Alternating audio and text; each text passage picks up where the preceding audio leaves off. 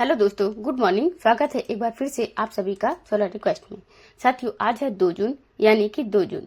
आज की वीडियो में हम लोग बात करेंगे 2 जून 2025 के most important daily current affairs के क्वेश्चन के बारे में।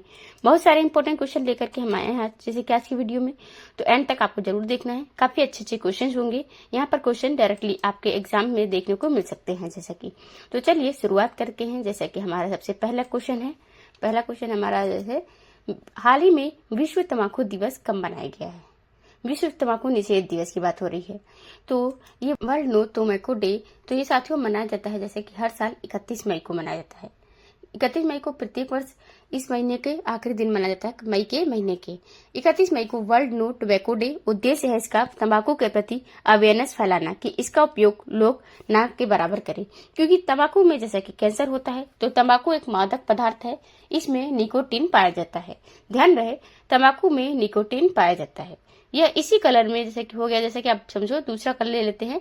तंबाकू में निकोटीन पाया जाता है, निकोटीन ये हो रहा है। और चाय और कॉफी में क्या पाया जाता है? कैफीन पाया जाता है। ठीक है, अब ये पदार्थ होते हैं, वो केमिकल्स होते हैं जिनको जो मादक पदार्थ कहलाते हैं। तो तंबाकू में पूछा जाएगा तो क्या बताना है? निकोटीन बताना है आपको। चाय में कैफीन बताना है। तो खैर, इसके प्रति अवेयरनेस फैलाने के लिए यह दिवस मनाया जाता है, आपका तंबाकू निषेध दिवस, पूरी दुनिया भर में। जैसा कि अब ये दुनिया भर में हृदय, स्ट्रोक और कैंसर, श्वसन संबंधी बीमारियों से ये सभी वजह से, इसकी वजह से होती हैं। जैसा कि तंबाकू से सेवन से, और थीम की बात करें, इसकी थीम क्या है इस बार की? Bright products dark intense highlighting the appeal, ये इसकी थीम है। लेकिन आप जानते हो, गुटखा कंपनियां और बाकी सब कंपनियां इनका प्रचार करती हैं। भर भर के ये सब जो अवेयरनेस है कहीं दबी की दबी रह जाती है। और ये अवेयरनेस सिर्फ एक दिन के लिए होती है, जैसा कि हमने आज आपको बताया। तो आज भर ये अवेयरनेस चलेगी कि हाँ भाई, विश्व तंबाकू निषेध दिवस होता है, तंबाकू नहीं खानी चाहिए। यहाँ दिन भर में पूरे यूट्यूब पर आप देखोगे, सोशल मीडिया पर देखोगे, टीवी चैनल पर देखोगे, अखबारों में, हर जगह आपको ये प्रचार आता रहता है कि बोलो जुआ केसरी। तो बोलो जुआ केसरी ज्यादा चलेगा कि ये चलेगा, आप समझ सकते हो। एक दिन का हमने पढ़ा है, जबकि रियलिटी ये है कि उसकी मनुष्य की नुकसान हो रहा है उसकी वजह से। लेकिन फिर भी बोलो जुआ केसेस होते रहते हैं, जैसा कि एड्स बना देते हैं।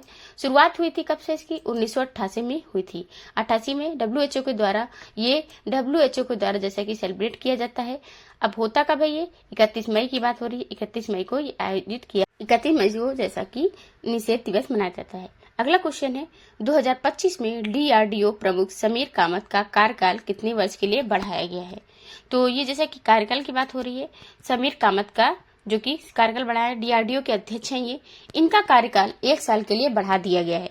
अगर आपको याद हो तो, जैसा कि अभी जब सीबीआई का कार्यकाल बढ़ाया गया था प्रवीण सूद का, तब मैंने आपको बताया था कि ये ऐसे बड़े बड़े डिपार्टमेंट होते हैं ना, इसमें नियुक्ति की जाती है जो, तो शुरुआत में 2 साल की, उसके बाद फिर 1 साल, फिर 3 बार 1 साल कर करके मैक्सिमम एक्सपेक्टेशन मिल सकता है। ओवरऑल पहुंच जाता है 5 साल की नियुक्ति। अब ये कोई फिक्स नहीं है, किस डिपार्टमेंट के लिए अलग अलग रूल है, जैसे कि ये रूल है। लेकिन अक्सर जो है कि बड़े बड़े डिपार्टमेंट्स होते हैं, उसमें यही प्रक्रिया अपनाई जाती है, जिससे कहीं वो ऐसा ना हो कि कुछ बड़ा डिसीजन लेने लगे, सरकार के खिलाफ ही जाकर कुछ करने लगे। इसलिए 2 वर्ष के बाद फिर एक एक करके वर्ष का एक्सपेक्टेशन दिया जाता है। खैर, इनको एक एक्सटेंशन पिछली बार मिला था, जैसा कि अब भी एक और एक्सटेंशन और मिल गया है। तो अब एक और अगर इनको देना होगा तो एक और इंस्ट्रक्शन दिया जाएगा, जैसे कि एक एक्सटेंशन देंगे, उसके बाद फिर अगला एक्सटेंशन जो होगा इनको नहीं मिलेगा, फिर दूसरे की नियुक्ति करनी होगी। तो फिलहाल की कि ये साल का अभी एक्सटेंशन इनको मिल गया है, इस साल का इनका कार्यकाल 1 साल के लिए बढ़ा दिया गया है। समीर वी कामत डीआरडीओ के अध्यक्ष हैं। डीआरडीओ यानी defence research and development organisation मई 2026 तक रहेंगे इस पद पर। 25 अगस्त 2022 को नियुक्त किए गए थे, जैसा कि 2022 जैसे कि 25 तक हुआ। अब ये फिर से 2026 की बात हो रही है। ठीक है, तो चलिए, 1 जनवरी 1958 को इसकी स्थापना हुई थी। इसकी नई दिल्ली में हेडक्वार्टर है। अगला क्वेश्चन, रक्षा मंत्री राजनाथ सिंह जी ने हाल ही में किस पीएसयू को मिनी रत्न का दर्जा दिया? तो देखिए, पीएसयू यानी पब्लिक सेक्टर की अंडरटेकिंग्स, ये होती है सरकारी स्वामित्व वाली कंपनियां, लेकिन इसमें सरकार की हिस्सेदारी 51% मिनिमम रहती है। मिनिमम मतलब मैक्सिमम ज्यादा भी हो सकती है, हो सकता है 100% भी हो जाए, हो सकता है 70% रहे, ये फिर हो सकता है कि 60% भी रहे, लेकिन मिनिमम आपका जैसे हम बता दें 51% या 50% से अधिक सरकार की हिस्सेदारी रहेगी, उसे कहेंगे पब्लिक सेक्टर की अंडर रेटिंग्स। ठीक है। अब गवर्नमेंट अगर 100% है तो कहेंगे पूर्णतः गवर्नमेंट ही है ये। तो खैर, तो इन कंपनियों को सरकार से भी कुछ कैटेगरी वाइज छूट देने के लिए 4 कैटेगरी बनाई गई हैं। कई बार मैं आपको बता चुकी हूँ, जैसे कि मिनी रत्न कैटेगरी 2, मिनी रत्न कैटेगरी 1 और इसके बाद नवरत्न, फिर इसके ऊपर है महारत्न। महारत्न जो है सबसे टॉप की कैटेगरी होती है।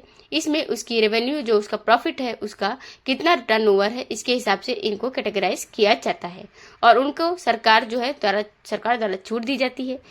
तो अब इसी में मिनी रत्न कैटेगरी का दर्जा मिला है 3 कंपनियों को। मिस इंडिया लिमिटेड की यानी MIL को, MIL आर्म्ड व्हीकल्स निगम लिमिटेड मीन्स AVNL की बात हो रही है, तो अक्सर इसका नाम आप सुनते ही होंगे। इंडिया ऑप्टिकल लिमिटेड यानी IOL, तो इन तीनों को अभी मिला है, जैसा कि इनको कैटेगराइज किया गया है। मिनी रत्न कैटेगरी 1 का दर्जा मिल चुका है, ये मिला है मिनी रत्न कैटेगरी 1 का दर्जा। अब आप देखिए, जैसा कि मिनी रत्न श्रेणी 1, ठीक है, आप कैटेगरी A भी कह सकते हो, कैटेगरी 1 कह सकते हो या कैटेगरी B भी कह सकते हो, एक इसी में कहा जाता है। हाल ही में किस राज्य सरकार ने अंकुर नामक एक रणनीतिक शहरी परिवर्तन पहल की शुरुआत की है? तो शहरी परिवर्तन अंकुर नाम से, जो अंकुर नाम है, ये एक रणनीतिक परिवर्तनकारी पहल है। ये जो तो कोई एक योजना नहीं है, मतलब एक प्रकार की पहल है, इनिशिएटिव है जो शुरू किया गया है ओसा सरकार के द्वारा। ये शुरू किया गया है। आप यहाँ पर आर्टिकल जैसे देख सकते हो कि क्या होता है, ओसा गवर्नमेंट ने लॉन्च किया है Ankur for the inclusive and sustainable, मतलब अर्बनाइजेशन, तो मतलब शहरीकरण करने के लिए ये एक प्रकार का स्कीम है। इस प्रकार की पहल है आवास और शहरी विकास विभाग के द्वारा ये संचालित किया जाएगा। अंकुर का फुल मतलब फॉर्म भी होता है, इसका फुल फॉर्म होता है Atal network for knowledge urbanisation and reforms. तो ये शहरीकरण को थोड़ा सा और एडवांस करेगा, तो जनसंख्या की बदलावों का सकारात्मक उत्तर यहाँ पर दिया जा सके, इसके लिए किया गया है। ओसा की शहरी जनसंख्या 2036 तक 3 गुना बढ़ाने की संभावना है। देखिए, कहीं कहीं पर जनसंख्या प्रॉब्लम्स है बढ़ना, कहीं कहीं पर जनसंख्या घटना प्रॉब्लम है, ये प्रॉब्लम्स है दोनों तरफ की। यही भारत की एक तरीके से खूबसूरती माने। देखिए, भारत में ओवरऑल पॉपुलेशन तो चलिए समस्या के रूप में देखा जाता है ओवरऑल की बात, कि भाई दुनिया की सबसे बड़ी पॉपुलेशन वाला देश है भारत, 145 करोड़ जनसंख्या हो गई है। लेकिन सच्चाई ये भी है कि कुछ राज्य ऐसे हैं जो जनसंख्या बढ़ाने को लेकर के योजनाएं चला रहे हैं, मतलब कर रहे हैं। वह कह रहे हैं कि जनसंख्या बढ़ाओ, और वही कुछ राज्य ऐसे हैं जो कह रहे हैं जनसंख्या बढ़ाओ ना, नहीं तो हम सरकारी नौकरी तक नहीं देंगे। जैसे उत्तर प्रदेश में यह भी है, अगर 2 बच्चों से ज्यादा अगर कोई रहेगा किसी के, तो फिर उसको बहुत सारी योजनाओं से, बहुत सारी चीजों से उनको बेदखल किया जाएगा। लेकिन वहीं दक्षिण भारत में चले जाओ तो आंध्र प्रदेश, केरला, तमिलनाडु ऐसे स्टेट्स हैं जो कहते हैं जनसंख्या बढ़ाओ। आंध्र प्रदेश तो इसके लिए बाकायदा योजनाएं भी बहुत सारी लाता है कि जनसंख्या वहां पर वृद्धि हो, क्योंकि वहां पर जो जनदर है वो निगेटिव में जा रहा है जनदर। ओसा आपको बता दें, मैप में आप बता दिखाएं, जैसे कि उड़ीसा बहुत ही प्यारा स्टेट है हमारा, जैसा कि भुवनेश्वर यहाँ की राजधानी होती है। मोहन चरण मांझी बीजेपी पार्टी से CM है, गवर्नर है कमलपति हरिबाबू। यहाँ पर चिल्का झील है। चिल्का झील से मैंने आपको 3 पॉइंट्स बताए थे, जैसा कि कौन कौन से। एक तो है साथियों आपका कि ये खारे पानी की भारत की सबसे बड़ी झील है, और सबसे पहला तो आप पॉइंट यही बताना है कि दूसरा पॉइंट ये बताया करना है कि इसमें ये रामसर साइट में पहली रामसर साइट ऑफ इंडिया बनी थी, first Ramsar site of India Chilika झील। तीसरा ये लैगून टाइप की झील है, एक तरीके से बात करें कौन सी टाइप की, लैगून टाइप की झील। ये अंशुपा जैसे झील है, यहीं पर कल कांदिया झील है। नेशनल पार्क में सिमलीपाल राष्ट्रीय उद्यान है, नंदकारण जूलॉजिकल पार्क है, चंद्रिका राष्ट्रीय उद्यान है, बेताकनिका नेशनल पार्क है, एंड मैग्रो टाइप का एक है ये। जैसा कि मैग्रो क्या होता है, जो अपने भीतर दलदल को या नमी को समेटे रखता है और तटीय इलाकों में होते हैं, जैसे जिससे मृदा अपरदन वगैरह भी रोका जाता है, बड़ी मात्रा में मिट्टी कटान वगैरह रोकती है। तो ऐसे क्षेत्र को कहते हैं कि मैग्रो वन क्षेत्र। जैसे सुंदरवन का हुआ, सुंदरवन नेशनल पार्क जो है भारत का सबसे बड़ा मैग्रोव क्षेत्र है, वन क्षेत्र है। जैसा ऐसे ही भितरकनिका नेशनल पार्क भी है। लोक नृत्य की बात करें, घुमरा, छाऊ, सवारी, संचार, पैका, गौड़धन, ये प्रमुख यहाँ के लोक नृत्य हैं। जिलों की बात करें 30 जिले हैं। यहाँ पर विधानसभा में 147 सीटें हैं, यहाँ पर 21 यहाँ पे होती हैं लोकसभा में, 10 यहाँ से जाती है राज्यसभा में। ये है हमारी टोटल। 30 मई 2025 को गोवा ने अपना कौन सा राज्य दिवस मनाया? तो गोवा की बात हो रही है। ये भी इम्पोर्टेंट क्वेश्चन है, जैसा कि गोवा राज्य स्थापना दिवस पूछा जाता है कब मनाया गया है, तो ये 23 मई को मनाया जाता है। इस बार इन्होंने अपना 39वां राज्य स्थापना दिवस मनाया। कौन सा नंबर का? 39वां। गोवा राज्य स्थापना दिवस मतलब ये कि इस दिन मिला था क्या? स्टेटहुड का दर्जा, राज्य का दर्जा मिला था। एक्चुअली में गोवा में लंबे समय तक पुर्तगालियों ने शासन किया। देखो, सबसे पहले पुर्तगाली आए 400 के मतलब लगभग, और 1498 में वास्को डी गामा आया। जैसा कि पहले और सबसे आखिरी में पुर्तगाली ही गए भारत को छोड़कर। सबसे पहले आए भी थे और सबसे अंत में गए भी ये लोग। तो अंत में कैसे गए? ये लास्ट में सिमट कर रह गए थे गोवा में।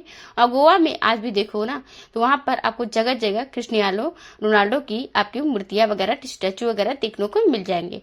क्रिस्टियानो रोनाल्डो पुर्तगाल के फुटबॉलर हैं, तो वहां के लोग जो है ना, धारणा बदल गई है, लेकिन जैसा कि मतलब पुर्तगालियों के प्रति अभी भी वहां पर वो लोग हैं, छाप छूट गई है। खैर, पुर्तगालियों ने लगभग 450 सालों तक वहां शासन किया। फिर 19 दिसंबर 1961 को जैसा कि सरकार को सौंप दिया। उसके बाद यहाँ से ये लोग चले गए। 1961 में फिर जैसा कि 1961 से लेकर के 1987 तक रहा यह केंद्र शासित प्रदेश, यानी कि ये यूनियन टेरिटरी रहा था गोवा। ठीक वैसे ही जैसे बहुत सारे राज्य यूनियन टेरिटरी अपने अपने समय में रह चुके हैं।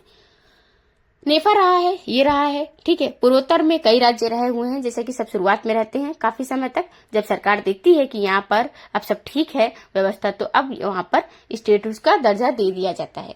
तो ये भारतीय प्रशासन को सौंप दिया गया, जैसा कि फिर 30 मई 1987 में इसे स्टेटहुड का दर्जा दे दिया गया और भारतीय संघ का 25वां राज्य आपका बन गया। जैसा कि अब 23वां और 24वां आप जानते हो, जैसा कि 1987 में ही बना था।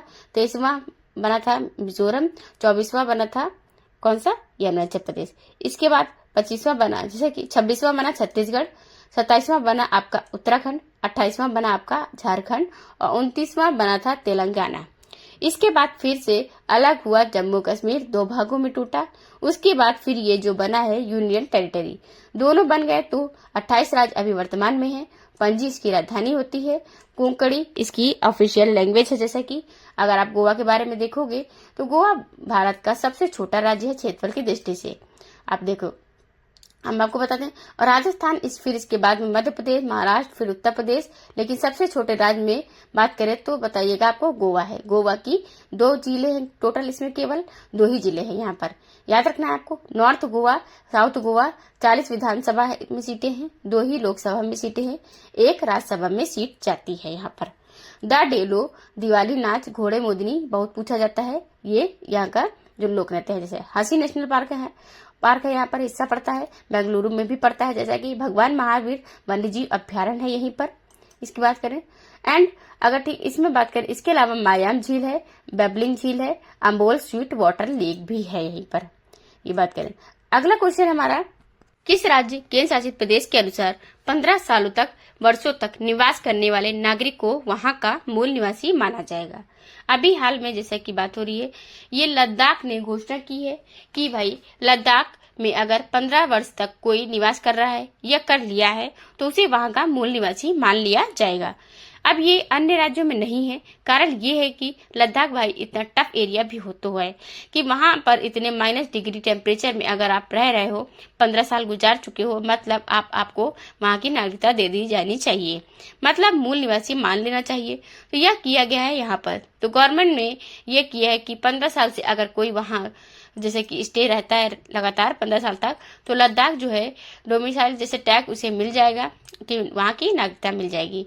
तो ये लद्दाख सरकार लद्दाख में तो अभी वहां मतलब केंद्र शासित प्रदेश है, एक तरीके से एक प्रकार से केंद्र का शासन है अगला। लेकिन ये कहा गया है, देखिए इसको हम बता दें, एक्सप्लेनेशन नहीं है जैसे कि हम बात करें इसमें कि as per the suspended reach to, हम इसकी मीनिंग बताएं आपको, ministry of home affairs the central government is considering a new policy for Ladakh. इनके लिए लद्दाख के लिए नई पॉलिसी कंसीडर की गई है। Under this citizens living in the area for the 15 consecutive year, 15 साल लगातार रहने पर 2019 विल बी कंसिडर्ड मतलब क्या होगी एज द नेटिव्स, मतलब वहाँ पे 2019 के बाद से जितने भी लोग अब रहेंगे लगातार 15 साल तक 2034 तक, तो उनको वहाँ की नागरिकता मिल जाएगी, वहाँ का नेटिव मान लिया जाएगा। और ये शुरू कब से हुआ देखिए 2019 के बाद हो रही है, 15 साल अगर कोई रहता है तब माना जाएगा। फ्रॉम अगर ये 19 साल जैसा कि बताया गया, लद्दाख को अलग से यूनियन टेरिटरी बनाया गया जब से कोई भी आउटसाइडर जो है सेटल हुआ है वहां पर, after the special status of Jammu Kashmir ended in 2019 will be considered as the resident only after 2034, मतलब कि 234 के बाद इसको माना जाएगा कौन, नेटिव वहां का नागरिकता दी जाएगी, दर्जा मिला है। तो ये यूनियन टेरिटरी का 2019 में 5 अगस्त के बाद से अगर कोई भी व्यक्ति ऐसा है जो वहां रहना शुरू करता है तब उसे नागरिकता तभी मिलेगी जब वह लगातार 2034 तक रहेगा, मतलब 15 साल पूरा कर लेगा। अब कोई वहां 2024 में जाकर के शुरू हुआ है तो उसको 2024 में से मतलब जोड़ना पड़ेगा, 15 साल जोड़ेगा, तब जाके वहां पर ऐसा नहीं है कि 2024 के बाद उसको सब मिल जाएगा कि मतलब 2024 में गया और 2034 में उसको नागरिकता मिल जाएगी 10 साल में। रक्षा जैसे कि यहाँ पर टोटल हो चुका है कि टोटल 15 साल लगातार रहना है तब जाके नागरिकता मिलेगी। अगला, हाल ही में किस राज्य में नजा टाडी महोत्सव या रोपड़ महोत्सव आयोजित हुआ है? नजा टाडी महोत्सव यह साथियों होता है केरल में। केरल का एक फसल टाइप का उत्सव है। लोग गेम की तरह इसको सेलिब्रेट करते हैं, खेलते हैं और धान की बुआई के टाइम पर यह होता है। धान बोने जाते हैं, जैसे कि कुछ इस प्रकार से हम बात करें तो जैसे कि हम बताएं तो ये लोग जो महोत्सव मान लेते हैं इनका तो बचपन में हम लोग जैसे कि वैसे खेल किया करते थे उस तरह से इसका खेल होता है। मतलब अगर यहाँ पे हम बात करें, खैर नजाड़ी महोत्सव जो है यह रोपड़ का महोत्सव, रोपड़ महोत्सव है। इसका उद्घाटन वहां के कृषि मंत्री ने किया है। मलयालम शब्द ये है नजा टुएला, ये लिया गया है। मलयालम पंचांग में उस कालखंड को दर्शाता है जब धान के बीज बोने के लिए आदर्श माना जाता है। मतलब धान की खेती को लेकर के आप जैसे कि हम बता दें कि ये लोग बेरेन नामक लगाने मतलब जाते हैं, क्या लगाने गए हुए हैं और फिर वहीं पर कि ये खेल खेल रहे हैं। खैर लोक गीत भी गाते हैं यहाँ पर, बंसी पार्ट 2, नजाट 2 पार्ट 2, ये वहां का नृत्य वगैरह गाते हैं। कुछ और जब मगर महोत्सव अभी पिछले दिनों में कुछ हुए हैं जैसे कि उनका रिवीजन करते हैं एक बार। तो सिरिलिली महोत्सव कहाँ पर मनाया जाता है? ये मनाया जाता है मणिपुर में। मछली महोत्सव त्रिपुरा में। खुबानी महोत्सव जो उत्सव हुआ है ये लद्दाख में। राष्ट्रीय जनजाति युवा महोत्सव मिजोरम में। रोंगाली बिहू महोत्सव असम में। पर्पल फेस्टिवल नई दिल्ली में और लद्दाख में जास्कर महोत्सव। एंड यहीं पर अगर अरुणाचल प्रदेश की बात करें तो न्यू क्यूम फुल महोत्सव ये कहाँ पर मनाया जाता है? यूलो महोत्सव आंध्र प्रदेश में है। मई 2025 में प्रसिद्ध आध्यात्मिक गुरु और ईशा फाउंडेशन के संस्थापक सदगुरु को किस देश के द्वारा global Indian of the year पुरस्कार से सम्मानित किया गया है? अब global Indian of the year है, ये पुरस्कार है। सदगुरु इनको आपने देखा हो जैसा कि विभिन्न मंचों में कभी कभी डांस वांस करते थे, वे नजर आए होंगे आपको।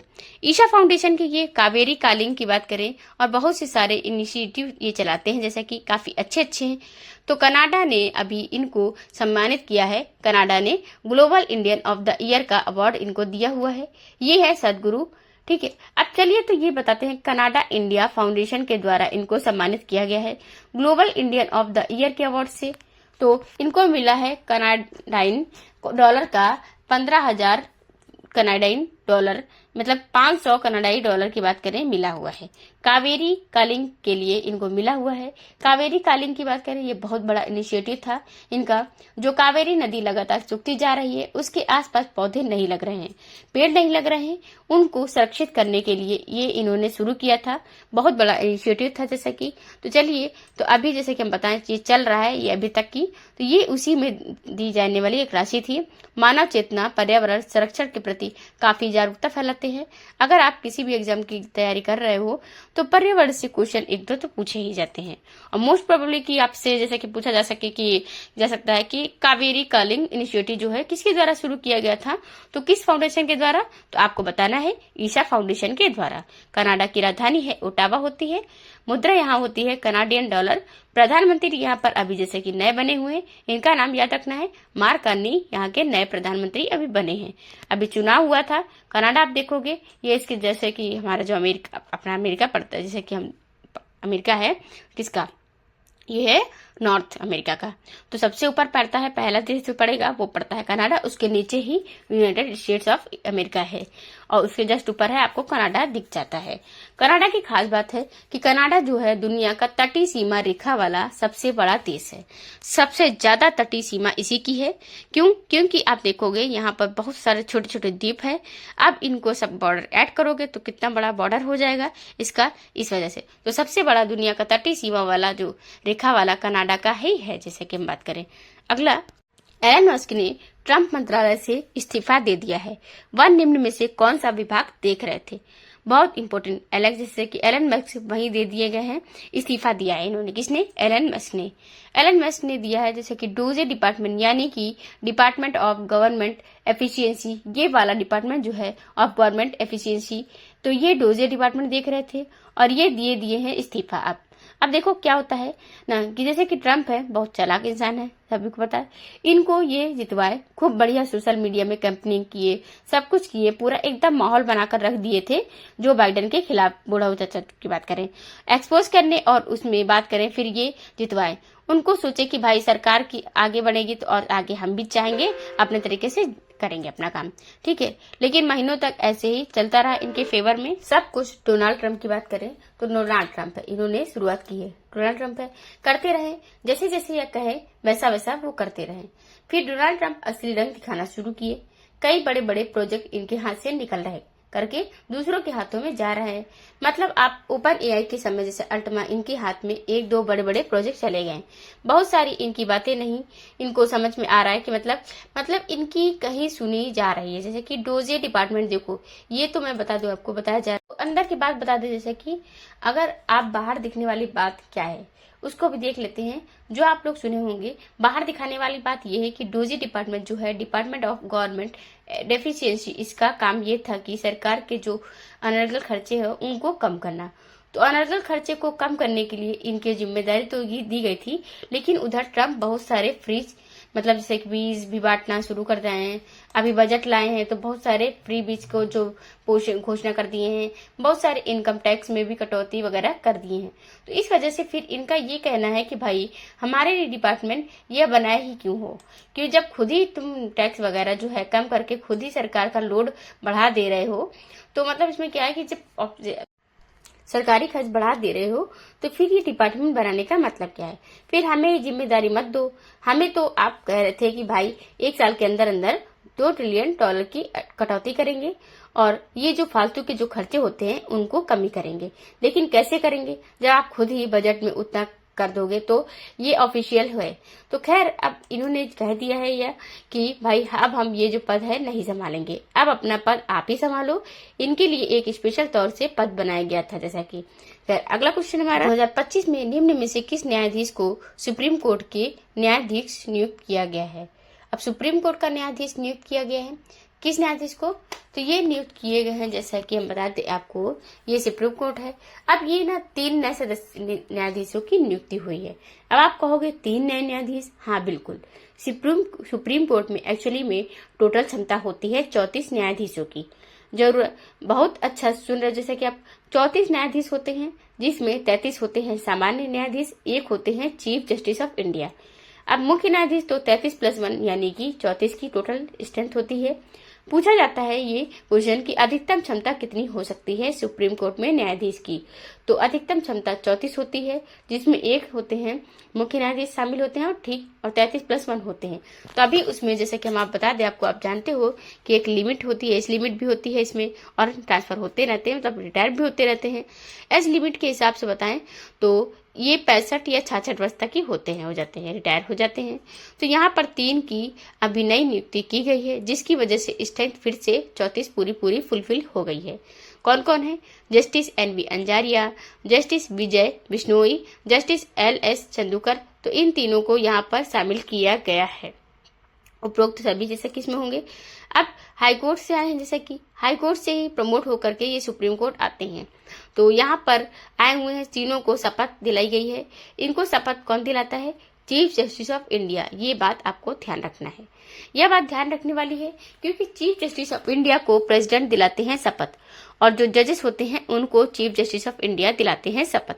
क्योंकि हर दूसरे तीसरे महीने कोई ना कोई नियुक्ति होती रहती है और कोई नियुक्ति जैसे कि होती रहती नई नई, तो राष्ट्रपति महोदय जो होते हैं उनके पास इतना टाइम तो रहता नहीं कि वो आकर के रोज रोज नियुक्ति की शपथ दिलाते रहे इन लोगों को। इसलिए कहा गया है कि चलो चीफ जस्टिस ऑफ इंडिया की ही इनको शपथ दिला दिया करेंगे। ठीक है, तो खैर इन तीनों को नियुक्त किया गया। ये तीनों हाई कोर्ट के जैसे कि बन चुके हैं, कर्नाटक के, गुवाहाटी के ये और कोई बॉम्बे हाई कोर्ट के ये आए हैं। अब न्यायमूर्ति BR गवई ने इनको दिया है, शपथ दिलाया है।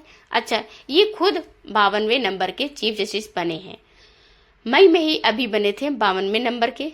चलिए अगला क्वेश्चन, आज का लास्ट क्वेश्चन। हाल ही में सुखदेव सिंह ढींडसा का निधन हो गया है, कितने 89 ईयर्स की उम्र में। इनका संबंध की निम्न में से किस क्षेत्र से है? तो यह थे राजनेता, ये पूर्व केंद्रीय मंत्री थे और इनका अभी निधन हो गया है। इनको पद्म भूषण भी मिल चुका था। ठीक है, सुखदेव सिंह ढींडसा आप ये देख सकते हो, तो इनको पद्म भूषण मिला था। तो लेकिन जब किसान आंदोलन अभी चल रहा था ना 2020 में आसपास में 2019 में, तब इन्होंने अपना पद्म भूषण लौटा दिया था। बहुत सारे लोगों ने अपने मेडल्स लौटाए थे, बहुत सारे लोगों ने अपने पद्म पुरस्कार लौटाए थे। बाकी आपको पता होगा कि टाइम पर कि 2000 जैसे कि आंदोलन के दौरान अगर बात करें वो लौटा दिया गया था। ये 2019 में मिला था, जो ये उर्वरक मंत्री भी रह चुके हैं। केंद्रीय खेल रसायन और उर्वरक मंत्रालय देख चुके थे। अटल बिहारी वाजपेयी की गवर्नमेंट में 1972 में ये घनौला विधानसभा क्षेत्र के विधायक चुने गए।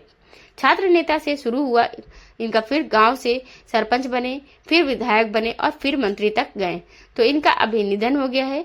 यह अकाली दल के नेता थे। तो ये थे साथियों आज के दिन के प्रमुख इंपॉर्टेंट क्वेश्चंस। आप ये रिवीजन कर सकते हो, जैसे कि अगर पिछले दिनों में जो कुछ निधन हुए हैं इनकी आपको पीडीएफ जो है टेलीग्राम पर मिल जाएगी। पीडीएफ टेलीग्राम पर बिल्कुल फ्री में दी जाती है, आप लोग ज्वाइन कीजिए टेलीग्राम पर जाकर और वहीं पर आप सलोनी का जैसे कि एजुकेशन हमारा चैनल है, डेली आप यहाँ पे लिंक से जैसे कि पीडीएफ ले सकते हैं किसी टेलीग्राम चैनल से। अब जैसा कि सुखदेव सिंह ढींडसा इनका तो निधन हुआ ही है। सरोज घोष इनका भी राष्ट्रीय विज्ञान संग्रहालय परिषद के है, इनका भी निधन हो चुका है। किसका? सरोज की बात हो रही है, इनका निधन हुआ है सरोज। और भी निधन की अगर बात करें, MR श्रीनिवासन प्रख्यात परमाणु वैज्ञानिक, इनका भी निधन हुआ है। जयंत नार्लिकर खगोल वैज्ञानिक थे। बाबा शिवानंद प्रसिद्ध योग साधक थे। प्रोफेसर सनी थॉमस का जो कि पूर्व राष्ट्रीय निशानेबाजी कोच के थे, इनका भी निधन हुआ है। साची एन वरुण प्रसिद्ध मलयालम फिल्म निर्माता, ये भी इनका निधन हो चुका है। और जैसा कि हम अगला बात करें, कृष्णम स्वामी नैयर इनका भी निधन हुआ है। प्रोफेसर पोप फ्रांसिस इनका निधन हो चुका है। कुमुदिनी लाकिया जो कि कथक नृत्यांगना है, इनका भी निधन हो चुका है। गाइस, आपको ये वीडियो कैसी लगी? अगर वीडियो अच्छी लगी हो तो कमेंट बॉक्स में कमेंट करके जरूर बताइएगा। एंड अगर अभी तक आपने हमारे चैनल को सब्सक्राइब नहीं किया है तो चैनल को सब्सक्राइब कर ले, बेल आइकन को ऑन भी कर ले, जिससे कि आपको आगे की वीडियोस की नोटिफिकेशन मिलती रहे। Thank you for the watching.